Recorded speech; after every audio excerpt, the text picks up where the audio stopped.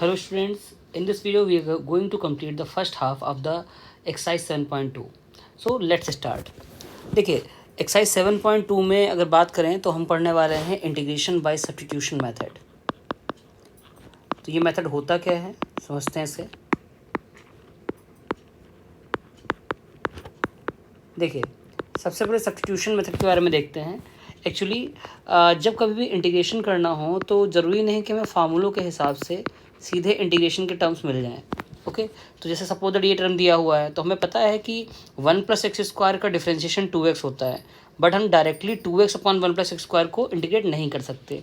तो जब कभी भी ऐसा कोई केस हमारे सामने आता है, यानी कि अगर इसको जनरल टर्म में देखें तो किसी पर्टिकुलर टर्म का डिफ्रेंशिएशन एग्जिस्ट कर रहा है, लाइक fx अगर दिया है तो साथ ही साथ इसका डिफ्रेंशिएशन f' दे रखा है, ठीक है, और हमें इस पूरे टर्म को इंटीग्रेट करना है। तो हम करते क्या हैं कि जिस टर्म का डिफरेंशिएशन गिवन है या डिफरेंशिएशन वाले टर्म को हम ला सकते हैं तो उसे हम t एज्यूम कर लेते हैं। तो we will consider let t = fx, और उसके बाद में इसे हम डिफ्रेंशिएट करेंगे, t को डिफ्रेंशिएट करेंगे ऑब्वियसली t के रेस्पेक्ट में, इट विल बिकम dt क्योंकि t का डिफरेंशिएशन 1 होता है, and fx will become f' into dx. Now this can be written as t into dt. अब आसानी से आप t को इंटीग्रेट कर सकते हैं using the basic formulas, that is t² / 2, x की पावर n का फार्मूला लगा लेंगे यहाँ पे। नाउ t इसकी वैल्यू पुट कर लीजिए, दैट इज fx, तो fx का स्क्वायर बाई 2 + c। तो इस तरीके से हम आसानी से इंटीग्रेशन फाइंड कर सकते हैं। ओके तो चलिए स्टार्ट करते हैं पहले क्वेश्चन से। Okay, so the first question is integration of 2x upon 1 + x²। देखिए इस क्वेश्चन में करना क्या है कि पहले 1 + x² को हम एज्यूम करेंगे t, और जब डिफ्रेंशिएट करेंगे तो हमें मिलेगा 1 का डिफरेंशिएशन 0, x² का 2x, dx = dt, यानी न्यूमरेटर में हो जाएगा आपके पास dt और अपॉन में आ गया t। So it is going to be log mod t + c, यानी log mod 1 + x² + c, ये होने वाला है आपका आंसर। तो आप देख सकते हैं कितनी आसानी से सब्स्टिट्यूशन मेथड को हम लोग यहाँ पे यूज कर सकते हैं। चलिए बढ़ते हैं सेकंड क्वेश्चन पे। सेकंड इज log x का whole square upon x। So we can write log x का होल स्क्वायर अपॉन x। अब देखिए बच्चों इसमें क्या करेंगे, हम log x को t लेट करेंगे, दैट इज क्योंकि हमें पता है log x का डिफरेंशिएशन क्या होता है 1/x, ठीक है। तो अगर log x को आप t लेट करते हैं तो उसका डिफरेंशिएशन 1/x हमारे पास एग्जिस्ट कर रहा है। आप देख सकते हैं dx/x आ रहा है, this can be written is 1/x dx। तो on differentiating it is going to be 1/x dx = dt, so it is t² dt। This is going to be t³ / 3 + c. So log x का whole cube by 3 + c। Okay I hope आपको question अच्छे से clear हो रहे होंगे। Okay सबसे easiest method जो possible होगा I will tell you that. और ये बेसिक चीज़ें हैं, एग्जाम्स में हो सकता है क्वेश्चन डायरेक्टली ना आए, बट जो बड़े क्वेश्चंस आएंगे उनमें इनका यूज ज़रूर रहता है। Okay so let's move to the third question.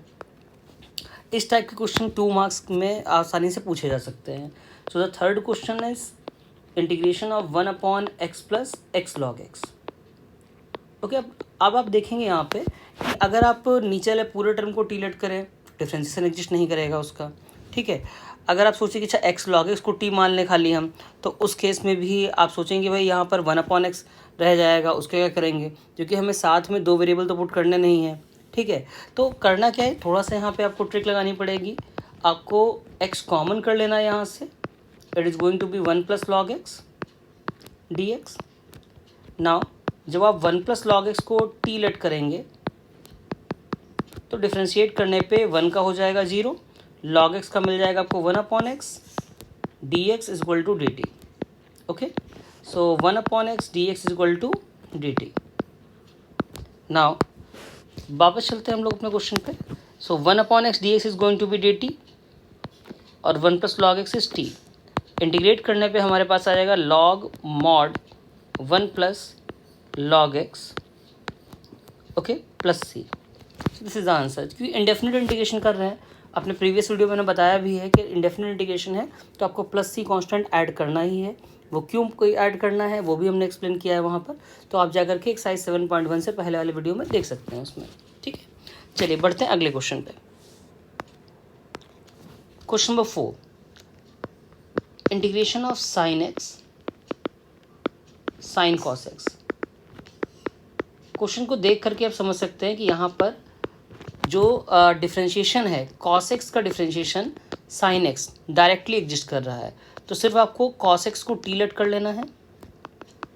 Differentiate करने पे कॉस का डिफ्रेंशिएशन हो जाएगा minus sine x d x is equal to d t, और वी कैन से कि sine x d x is equal to minus d T.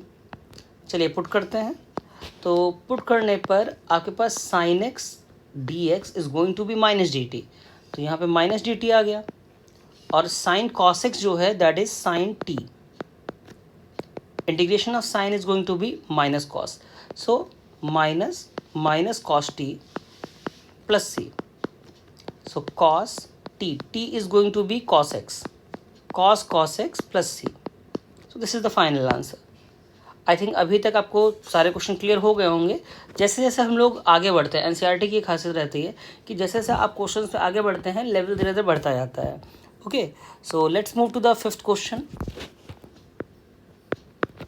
Fifth is sine a x plus b. देखिए exercise में तो already हमें integrate the function शुरुआत में दे दिया गया, तो हर क्वेश्चन में इंटीग्रेशन और डी एक्स लगाना आपका काम है। ठीक है, वो आप ध्यान रखेंगे क्वेश्चन लिखते वक्त, इसको अप्लाई कर लेना है। अब इस क्वेश्चन में एक बार ये भी माइंड में आता है क्यों ना हम ए एक्स प्लस बी को टी मान लें, वो भी गलत नहीं है।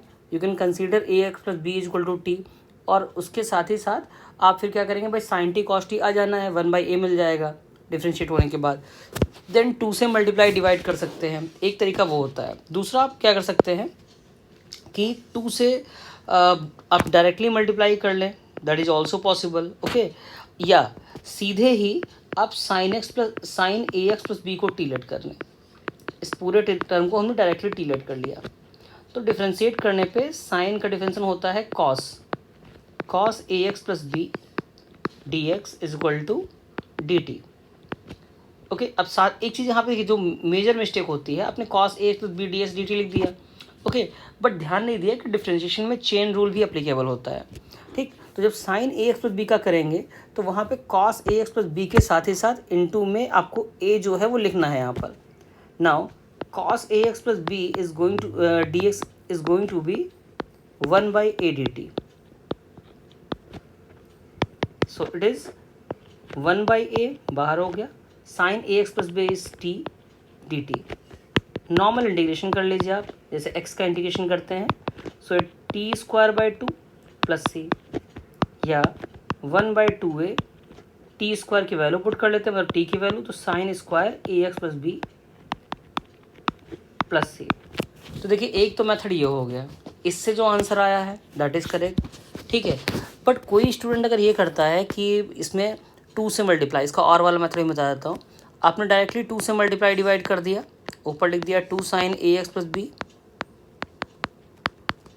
Cos a x plus b d x. Okay, तो आप देख सकते हैं ये फार्मूला बन रहा है, 2 sine A cos A sign 2 है, सो 1/2 साइन 2 ax प्लस बी, आप ऐसे भी लिख सकते हैं। तो ये मेथड भी सही है। यहाँ पे आप जब लेट करेंगे सब्स्टिट्यूशन के लिए, सब्स्टिट्यूशन भी कर सकते हैं, डायरेक्ट भी कर सकते हैं, क्योंकि अभी लास्ट एक्सरसाइज थी हम लोग की 7.1 में, उसमें उन्होंने फार्मूला पढ़ा था कि अगर कोई टर्म x के मल्टीपल में आ रहा है, कोई कांस्टेंट x के मल्टीपल में आ रहा है, तो इंटीग्रेशन अपॉन में आता है, तो आप डायरेक्टली भी कर सकते हैं। तो यहाँ पे आप ज़रूरी नहीं कि लेट करें ही। ठीक है, तो you can do one thing कि 1/2 लिखा, अब यहाँ पे साइन का डायरेक्टली इंटीग्रेशन होता है, that is minus cos 2ax plus b, ये पूरा हो जाएगा, और x के इनटू में 2a है तो वो अपॉन में आ जाना है आपका, प्लस सी। जो आपका फाइनल आंसर होगा that is -1/4a cos 2ax plus b. अब आप देखेंगे कि ये दो अलग अलग आंसर आ रहे हैं। ओके, एक में हमारा आंसर ये आया है 1/2a sine square x plus b, दूसरे में 1/4 आ रहा है, बट दोनों आंसर सही हैं आपके। ओके, अगर आप cos 2ax प्लस बी के क्वेश्चन को आगे ट्रिग्नोमेट्रिक फॉर्म में लगा के सॉल्व करते हैं तो you will get the exact answer, आपको यही आंसर मिल जाना है। ठीक है, तो जो मार्किंग स्कीम होती है बोर्ड एग्जाम में, तो आपको उसमें दोनों ही आपको आंसर्स मिलने वाले हैं, तो उसकी कोई टेंशन नहीं लेनी है आपको, both answers are correct. Okay, so let's move to the next part, next question. Question number 6. Question number 6 says root ax plus b dx. So let ax plus b, भाई रूट के अंदर का term है, generally उसे T late करते हैं हम लोग। ax प्लस बी को हमने टी लेट कर लिया, डिफ्रेंशिएट करने पे हमें मिल जाएगा a into 1, b is going to be 0, dx is equal to dt, या सिंपली अगर आप dx निकालते हैं तो it can be 1/a dt। अब इतना मिलने के बाद में you can come to the question, यहाँ से this is going to be 1/a root t, या टी की पावर हाफ भी आप ले सकते हो डी टी, क्योंकि इंटीग्रेट करने में आसानी रहेगी। So 1/a t to the power 3/2 upon 3/2 plus c, so 2/3a t to the power 3/2, this can be ax plus b to the power 3/2 plus c. So I hope आपको questions अच्छे से समझ में आ रहे होंगे। ओके, 6 तक questions बढ़िया हैं, मतलब सिंपल एक कॉन्सेप्ट चल रहा है कि इसको टीलेट करना है। अब 7th से कुछ अलग से ट्रिक आपको लगानी पड़ेगी, कुछ अलग सोचना पड़ेगा। जैसे 7th वाले क्वेश्चन में कहा गया है कि integration of x root x plus 2। अब आप सोचें कि इसमें डायरेक्टली हम इंटीग्रेट कर लें तो वो पॉसिबल नहीं है यहाँ पर। ठीक है, आपको कुछ ना कुछ इसमें यहाँ पर टी एज्यूम करना ही है, और जनरली आपको ये ध्यान रखना है कि अगर आप रूट के अंदर वाली वैल्यू को टी एज्यूम करते हैं, ओके, तो उस केस में आपका आंसर 99% केस में मिल जाता है। तो लेट कर लीजिए x plus 2 is equal to t, तो यहाँ से you can find the value of x2, x will be t minus 2, on differentiating you will get dx is equal to dt। जब हम क्वेश्चन में इस वैल्यू को पुट करते हैं तो it is going to be t minus 2 and then root t जो हो जाएगी वैल्यू, ओके, dt मल्टीप्लाई कर लीजिए t into root t is basically t to the power half, तो t to the power 3/2 minus 2 t to the power half. Okay, just integrated, तो integrate करने पे value हमें मिलेगी t to the power 5/2 upon 5/2 minus 2 t to the power 3/2 upon 3/2 plus c, और 2/5 t to the power 5/2 minus 4/3 t to the power 3/2 plus C. Okay, so this is the answer in t। अभी हमें इसमें x के term में answer देना है, तो will put the value. Okay, let's see it here. तो x के टर्म में जब t की वैल्यू रखते हैं, t is going to be x plus 2, तो आपको आंसर बस ऐसे छोड़ना है 2/5 x plus 2 to the power 5/2 minus 4/3 x plus 2 to the power 3/2 और plus C. Okay, so I hope को आंसर क्लियर हुआ होगा किस तरीके से सॉल्व किया गया है। ओके, सो एक्चुअली एक्सरसाइज थोड़ी सी बड़ी है, अगर देखा जाए तो 37-38 क्वेश्चंस में दिए हुए हैं। ठीक है, तो इसको I will try to divide in 2 to 3 parts इस एक्सरसाइज को, क्योंकि आगे के क्वेश्चन काफ़ी इंपॉर्टेंट भी हैं, एग्जाम के पॉइंट ऑफ व्यू से भी इंपॉर्टेंट है। ठीक है, तो 2 से 3 पार्ट में डिवाइड करेंगे जिससे कि आपको अच्छे समझ में आए। हाँ, शुरुआत के टिल 17-18 क्वेश्चन आर ईजी, तो उनको मैं एक ही पार्ट में रख रहा हूँ। ठीक है, let's move to the next question. देखिए, question number 8 is integration of x root 1 plus 2x square. आपको क्या करना है, यहाँ पर लेट कर लेना है 1 प्लस 2x स्क्वायर, जो रूट के अंदर की वैल्यू है, जैसा मैंने पहले ही बताया था आपको, उसे t लेट किया तो डिफ्रेंशिएट करने पे 1 का डिफ्रेंस होता है 0, 2x स्क्वायर है तो 2 into 2x dx is equal to dt, 4x dx is equal to dt, या x dx is going to be 1/4 dt। ठीक, तो ये तो हमारा सब्स्टिट्यूशन का काम हो गया। अब चलिए इस वैल्यू को पुट कर लेते हैं। तो जब पुट करेंगे तो 1/4 is going to be outside, x dx is 1/4 dt, 1/4 is already written, we can write dt here। अब रूट 1 प्लस 2x² जो लिखा हुआ है this will be root t, तो 1/4 t to the power half जो है t to the power 3/2 upon 3/2 plus c, cancel it out, तो it is going to be 1/6 t to the power 3/2, t is 1 plus 2x² to the power 3/2 plus c. So this is going to be the final answer. Okay, तो I hope कि आपको अच्छे से clear हो रही हुई चीज़ें। अगर कोई डाउट होता है you can mention in the comments. Okay, so वहाँ से उस चीज़ को आगे की वीडियोस में clear that. Okay, question number 9।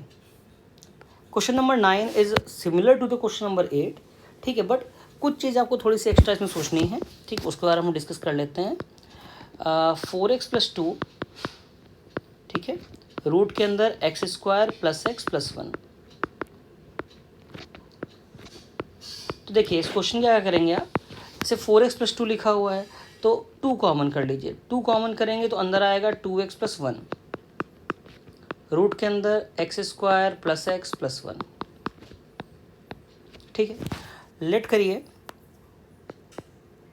x² + x + 1 = t, differentiate करने पे आपको मिल जाएगा 2x + 1 dx = dt। Okay, now 2 तो हमारे पास है ही, जो ये 2x + 1 dx है this is going to be dt, और रूट के अंदर t dt, तो t to the power integrate करने पे t की पावर हाफ है, फार्मूला होगा x to the power n का, x to the power n+1 upon n+1, तो t to the power 3/2 upon 3/2 plus c। Now it is 4/3 t is basically x² + x + 1 to the power 3/2, ठीक है। तो ये final answer आएगा इसमें। तो बस अगर पिछले क्वेश्चन से हम कंपेयर करें तो एक ही डिफरेंस है, पिछले क्वेश्चन में उन्होंने डायरेक्टली वैल्यू रखी थी, यहाँ पर उन्होंने 2 कॉमन करने के बाद तब वैल्यू पुट की है। ओके, तो I hope 9th question clear हो गया होगा। चलिए बढ़ते हैं 10th क्वेश्चन पे। देखिए question number 10 is integration of 1/x - √x dx। ठीक, इस क्वेश्चन को सॉल्व करने के लिए सब्स्टिट्यूशन के लिए हमें डायरेक्टली कुछ नहीं पुट करना है, या तो आप √x को t मान लीजिए तो वहाँ से x की वैल्यू t² मिल जाएगी, फिर आप सब्स्टिट्यूट कर सकते हैं, या इसके एक इजी मेथड आप ये यूज कर सकते हैं कि you can take √x common, तो it will be √x - 1 dx। अब आप डायरेक्टली यहाँ पर √x - 1 को t लेट कर लीजिए, डिफ्रेंशिएट करने पे आपको मिल जाएगा, √x का डिफ्रेंशिएशन होता है 1/2 और x की power -½ that is √x upon में आ जाता है dx = dt, क्योंकि -1 will be going to be 0, so 2 को आप राइट साइड में भेज देंगे तो 1/√x dx = 2 dt, तो 2 dt divided by t, okay, 2 is going to be outside, 1/t यानी 1/x का इंटीग्रेशन होता है log mod t plus c, यानी 2 log mod √x - 1 plus c। Okay, so I hope 10 तक के सारे क्वेश्चंस समझ में आए होंगे। पढ़ते हैं अगले क्वेश्चन में, क्वेश्चन नंबर 11।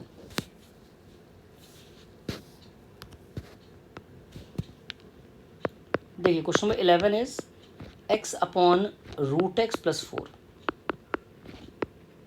अगेन जैसा मैंने बताया शुरुआत में भी कि अगर रूट वाला टर्म दिया हुआ है तो कोशिश ये रहती है कि जो रूट के अंदर का जो टर्म है, जो वैल्यू है, उसी को ही टी लेट किया जाए। तो यहाँ भी हम x + 4 को टी लेट कर लेते हैं, और इससे हम x की वैल्यू निकाल सकते हैं which is going to be t - 4। Differentiate करने पे x का डिफरेंशिएशन dx 1 dx आएगा, dx and 1 dt that is simply dt आप लिख सकते हैं, तो it is going to be t - 4 upon √t dt। Okay, so divide करने पे t upon √t is going to be √t - 4 upon √t। Okay, या अगर आप इसको पावर में लिखेंगे तो t to the power 1/2 - 4 t to the power -½ dt। Integrate करने पे it is going to be t to the power 3/2 upon 3/2 -4 t to the power 1/2 upon 1/2 plus c। और 2/3 t to the power 3/2 minus 8 t to the power half plus c. Okay, let's put that value of T. T की value हमारे पास होने वाली है जो शुरुआत में late की थी x+4. So the answer is 2/3 x+4 to the power 3/2 minus 8 x+4 to the power 1/2 plus c. Okay, so this is the answer for the 11th question. ठीक है, 11th क्वेश्चन अगर देखा जाए तो काफ़ी कुछ सिमिलर था ऑफ द 10th क्वेश्चन, और 10th में कॉमन करना था, बाकी 11th और 10th में काफ़ी सिमिलरिटीज़ हैं. ओके, चलिए आते हैं अगले क्वेश्चन पे. Question number 12. देखिए क्वेश्चन नंबर 12 क्या है. Integration of x³ -1 to the power 1/3 x to the power 5 dx. इस एक्सरसाइज में अगर कुछ अच्छे क्वेश्चन की बात की जाए तो one of my favourite question is question number 12. क्योंकि अगर आपने पहले इसको सॉल्व नहीं किया है तो काफ़ी प्रॉब्लम इस क्वेश्चन में आ सकती है. देखिए x³ -1 to the power 1/3. Okay, तो आपको क्या करना है कि जनरली टी तो इसी को लेट करना है, बट उस केस में इसका डिफ्रेंसिएशन एग्जिस्ट करे तो उसके लिए आपको क्या करना पड़ेगा कि x⁵ को स्प्लिट करना है in the terms of x³ into x². ठीक है, नाउ अगर आप इस केस में x³ -1 को टी लेट करते हैं, या पूरे टर्म को होल 1/3 इसको भी आप टी लेट कर सकते हैं यहाँ पर. ठीक है, तो दोनों साइड में क्यूब करने पे आपकी वैल्यू हो जाएगी x³ -1 इक्वल टू t³ या x³ equal to t³ + 1. Okay, अब डिफ्रेंशिएट करिए. तो जब डिफ्रेंशिएट किया तो 3x² dx is equal to 3t² dt. Now 3 से 3 कैंसिल, तो x² dx is equal to t² dt. ठीक है, चलिए अब सब्स्टिट्यूशन की बारी आती है. तो x² dx is going to be t² dt. चलिए पुट कर लेते हैं. नाउ या we can put it here, यहाँ पे रहेगा. Yes, now x³ -1 to the power 1/3, ये पूरा टर्म हो गया t. x³ की वैल्यू वी हैव t³ + 1, और जो x² dx है लास्ट का वो हो जाएगा t² dt. इसको अंदर मल्टीप्लाई कर लीजिए तो t की पावर 6 हो गया प्लस t³ dt. इंटीग्रेट करने पे t की पावर 7/7 प्लस t की पावर 4/4 प्लस c, और लास्ट में t की वैल्यू पुट कर लीजिए. तो x³ -1 to the power 7/3/7 plus x³ -1 to the power we can put 1/3, 4/3 हो जाएगा /4 और प्लस c. ठीक है, तो अच्छा क्वेश्चन है. 3 मार्क्स के हिसाब से देखा जाए तो एक रिलेवेंट क्वेश्चन बनता है. ओके, तो आप देख सकते हैं कि किस तरीके से इसमें सब्स्टिट्यूशन का पार्ट किया गया है, जो कि काफ़ी इंपॉर्टेंट है.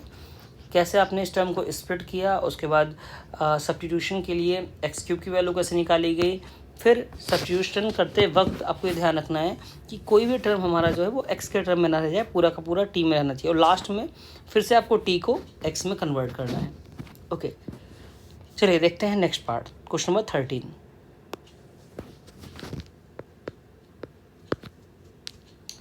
इज x² अपॉन 2 + 3x³ का होल क्यूब. ठीक है, इसमें क्या करेंगे, 2 + 3x³ जो है,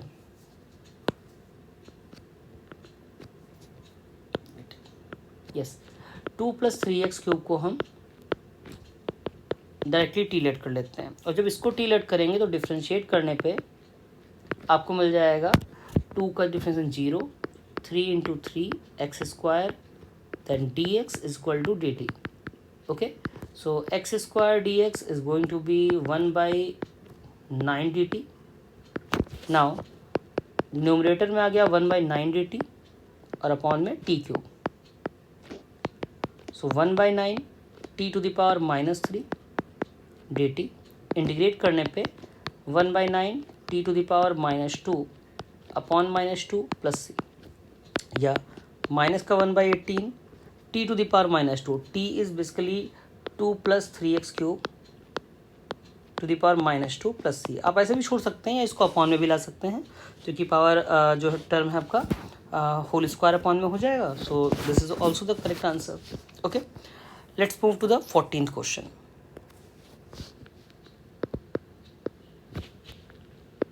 14th इज क्वाइट ईजी। आप क्वेश्चन देख के भी समझ सकते हैं कि किस चीज़ को यहाँ पर टी लेट करना है। It's 1/log x to the power m dx। ठीक है, तो हम क्या करेंगे यहाँ पे सीधे log x को टी लेट कर लेते हैं, ज़्यादा कुछ करना नहीं इसमें। log x को टी लेट किया, डिफ्रेंशिएट करने पर 1/x dx is equal to dt आपको डायरेक्टली मिल जाएगा। सो dt देखिए 1/x तो आपका dt के साथ ही आ गया, और 1/t to the power m, जो log x की पावर m है, that is 1/t to the power m dt। So it's t to the power -m dt। Integrate करिए x की पावर n वाला formula, t to the power -m+1 upon -m+1 plus C. Okay, t की value put कर लीजिए log x, तो log x to the power m-m+1 या 1 -m लिख सकते हैं आप, अपॉन में भी 1 -m प्लस सी। तो इस तरीके से डायरेक्टली आप क्वेश्चन कर सकते हैं इसमें। Okay, I hope the question is clear. Okay, let's move to the 15th question.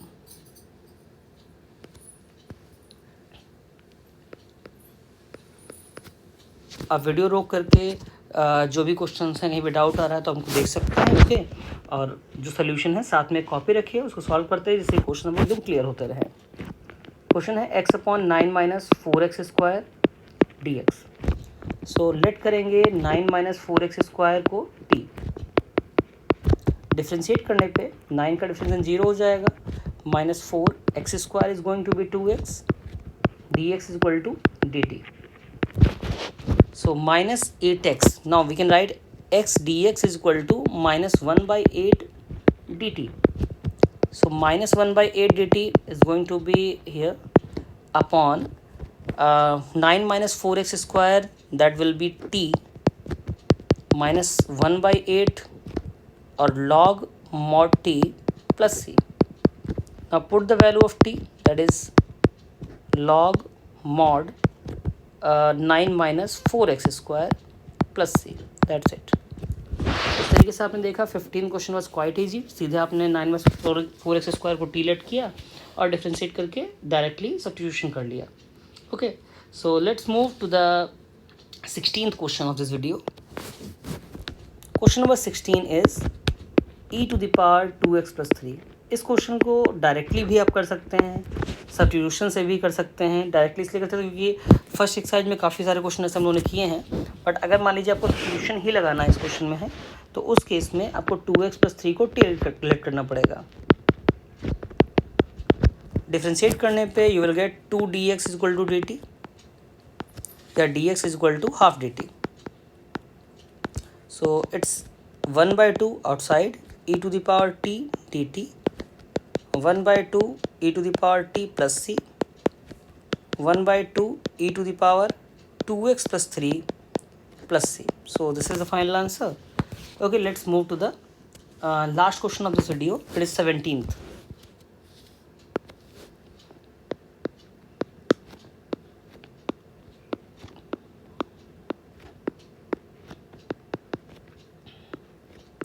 इस क्वेश्चन को करने के लिए पहले हम e to the power x² को चाहे तो डायरेक्टली न्यूमरेटर में ले लेते हैं, e to the power -x² हो जाएगा। ओके, क्योंकि जब आप टर्म डिनोमिनेटर में दिया है न्यूमरेटर में लाएंगे तो पावर नेगेटिव हो जानी है। ठीक है, तो लेट करिए -x² is equal to t, differentiate करने पे वैल्यू मिल जाएगी -2x dx is equal to dt, या x dx is going to be minus का हाफ dt। ओके, नाउ अब करना क्या है कि ये वैल्यू पुट कर देनी यहाँ पे, तो -12 e to the power, directly आपको वैल्यू मिल गई t dt, -12 e की पावर सेम ही होता है फार्मूला, e की पावर t ही रहेगा, प्लस सी।